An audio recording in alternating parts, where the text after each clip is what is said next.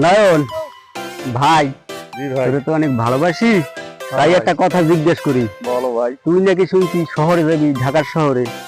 এই এই আমি এখন একটা মনে একটা কষ্ট আছে, যদিও যে শহরে মাইয়া ওরা তেমন সুবিধা না, ওগো ওগো আবার বিয়ে করার চিন্তা ভাবনাটা জানিস না ভাই। তোর তো অনেক ভালোবাসি তার জন্য।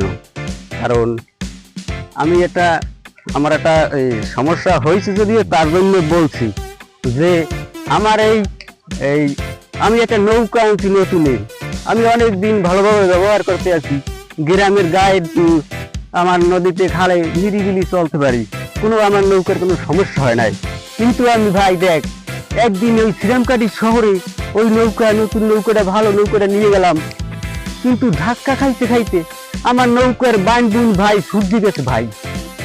এই এখন খালি পানি লয় আর পানি লয়। এখন কি করবো ক, মনে কষ্টে ঘোরা খালে বাইরে এলাম। ওই যে আমার বেআইনি আছে নিখিলের বউ, এই তার কাছে জিজ্ঞেস করলাম, দেখো আমার নৌকাটা ভালো নৌকা থেকে দেখো আজকে বান্ডুল ছুটে গেলাইছে, 2-4 বোতল লাগাইয়া একটু শহরে গেছে শ্রীরামকাঠি ঢেই। সেই জন্যে এই এখন কি কয়, তোমার ওই আদরের নৌকা লাগি তুমি শ্রীরামকাঠি গেছো কেন? এই মনের কষ্টে আড়া দিলাম ওই বৃষ্টি কাকির দোকানে। বৃষ্টি কাকি জিজ্ঞেস করলাম, সে কয় এই ওই ওর অ্যান্সার আমার কাছে কিছু নাই। এই কষ্টে গেলাম কোনো পড়ার দিক, ওই উজ্জ্বল কাছে শাহরুজ্জ্বল আছে না, জি জি। ওই ওই ওর কাছে গেলাম, দাদার কাছে যাই জিজ্ঞেস করলাম, দাদা তোমার বাড়ি কি 1 লিটারের নাইটের বোতল আছে? কয় ভাই ওইটা তো চাই নাই, ওইটা পামো আনে। এই সেই জন্যে আবার আজ গেলাম এই তোর লাগে দেখা পথে বইয়া।